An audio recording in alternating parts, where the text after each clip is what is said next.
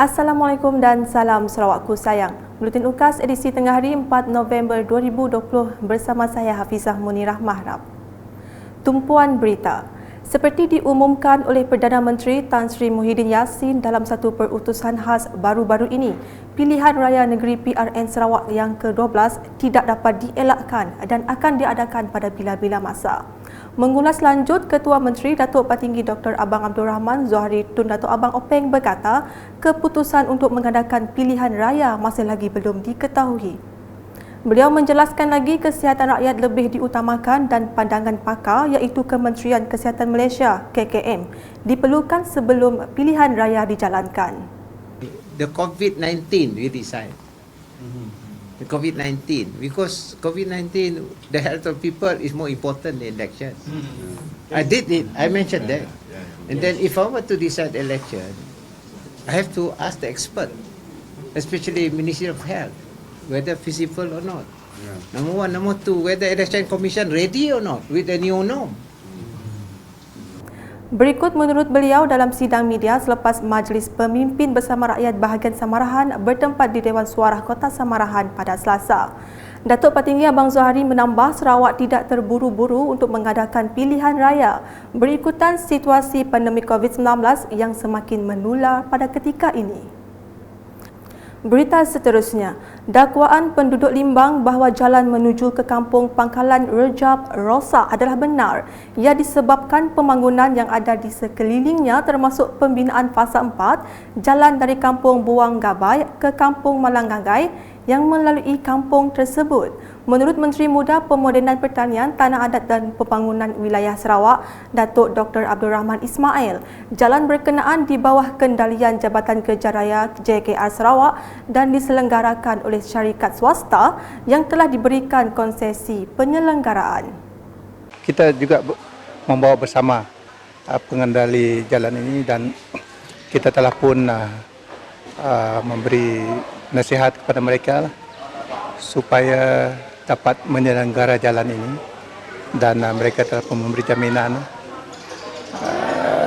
sementara menunggu siapnya pembinaan projek-projek besar di sekeliling jalan lopak-lopak akan ditampal dan akhirnya kita jangkakan pada pertengahan tahun hadapan kita akan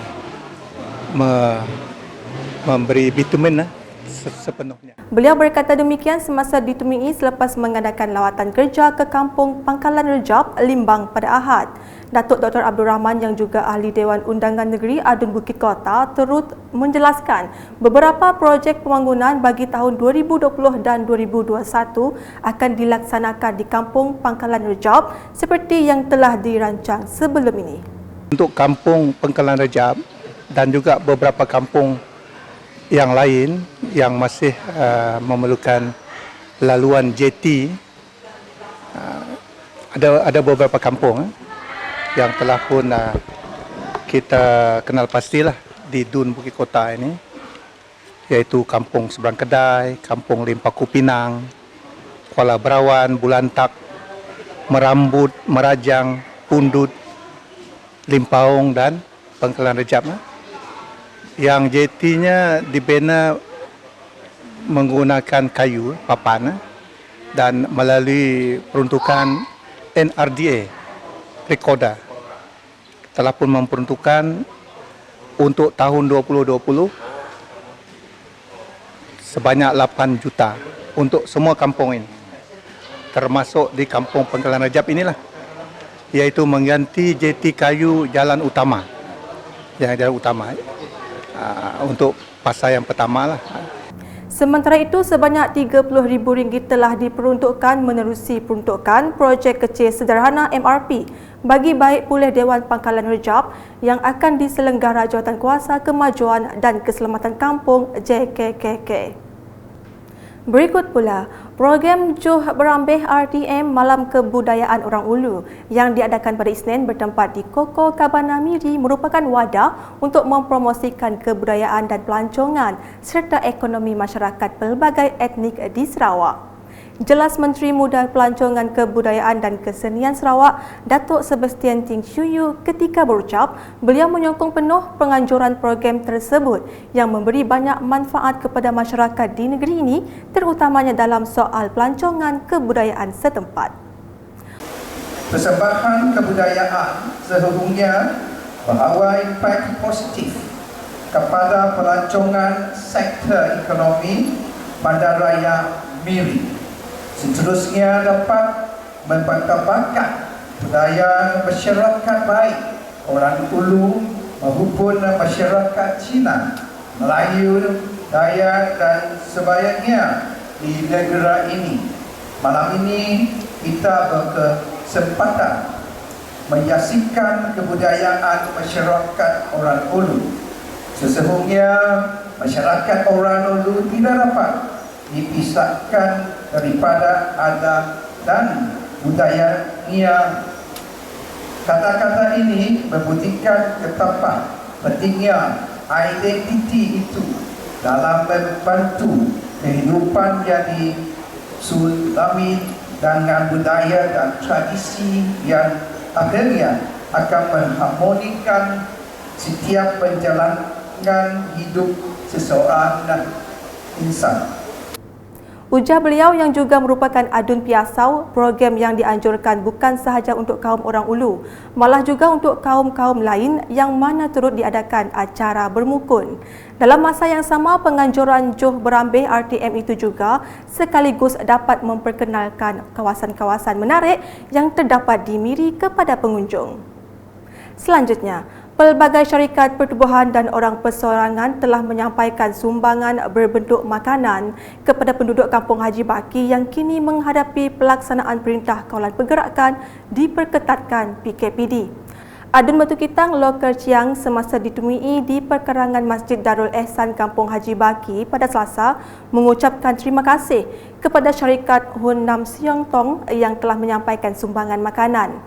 Saya memang rasa gembira dan sangat bertuah lah sebab hari ini kita dapat satu orang sumbangan, itu Hong Nam Siang Teng. Dia sumbang 200 kotak punya beras dan 20 kotak punya ikan. Itu 20 kotak punya ikan, kurang lebih 1,000 ikan. Ikan kecil lah, bukan ikan besar itu. Oleh yang demikian, beliau berharap para penduduk setempat bersabar menunggu kaki tangan anggota agensi tertentu menghantar sumbangan berkenaan di hadapan rumah masing-masing untuk membendung penularan wabak COVID-19 di samping membantu Barisan Hadapan melaksanakan tugas. Berikut pula, penganjuran Agriculture Community Outreach Program AgriCorp bertujuan untuk memenuhi keperluan keluarga tani ke arah memantapkan lagi pengetahuan dan kemahiran dalam sektor pertanian. Adun Batu Danau Paulus Palu Gumbang semasa berucap di Dewan Kampung Limpasong Limbang pada Isnin berkata, peserta kursus telah didedahkan dengan perkongsian ilmu untuk mendapatkan info, teknik dan kaedah penanaman pisang, nangka dan durian mengikut aplikasi teknologi moden. Katanya kerajaan Sarawak terus komited membantu keluarga tani dengan mengadakan pelbagai inisiatif di dalam sektor pertanian bagi merealisasikan hasrat negeri Sarawak untuk menjadi pengeksport utama hasil pertanian pada tahun 2030. Pada majlis itu, beliau telah menyerahkan cek kepada 25 JKKK kawasan Bisaya dan Melayu serta pertubuhan bukan kerajaan NGO. Turut disampaikan peruntukan sebanyak RM10,000 tambahan kepada JKKK Kampung Limpasong atas penganjuran program tersebut. Ketika ditemui, Pegawai Pertanian Pembangunan Daerah Limbang Zakaria Ramli berkata, kursus itu membantu semua keluarga tani yang mengusahakan bidang pertanian di daerah Limbang khususnya di seluruh Sarawak. Pertama, meningkatkan taraf hidup ataupun pendapatan keluarga tani isi rumah, iaitu RM6,000 menjelang 2030, tahun 2030.